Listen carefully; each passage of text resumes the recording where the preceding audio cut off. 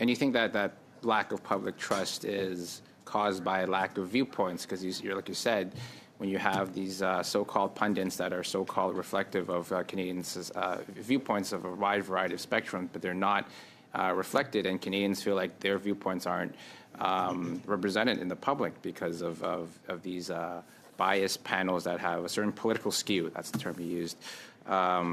What's the effect of that? Does that create more polarization amongst Canadians and also amongst our academic researchers as well? Does it also have an effect of radicalizing Canadians?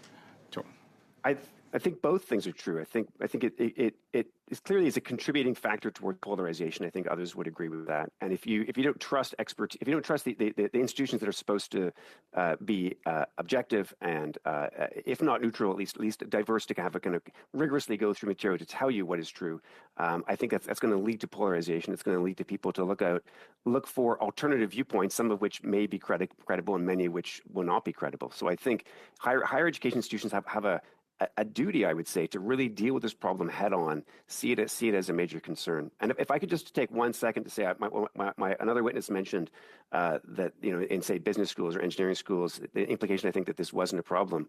Our survey specifically looked at that, and I would say we expected that to be the case, but what we found is that it was not a significant difference. That the political skewed universities might vary slightly depending on the discipline, but it is, as I said, 88% of a representative sample of professors from across the country identify as on the left.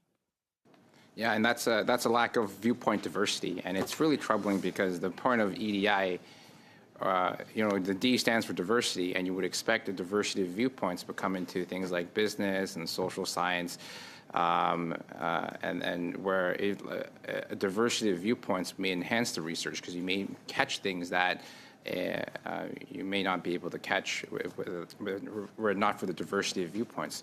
So it seems quite hypocritical and quite ironic, to be fair. And do you think that these DEI policies are potentially exclusionary, and because of all the quotas that they're setting, and create some kind of censorship, self-censorship, and suppression of opposing views? Do you think it has that kind of effect? I think in practice it does. I don't think it's intended to do that. I want to emphasize, I don't think the policies are intended to do that. But in practice, what happens, as I was saying in my testimony, is that it embeds a certain version of EDI in the criteria, so that scholars know that they if they believe in a kind of colorblind approach to dealing with discrimination, that just like an orchestra, you would put people behind a barrier, they would play their instrument, and people would acknowledge them for the skill they have.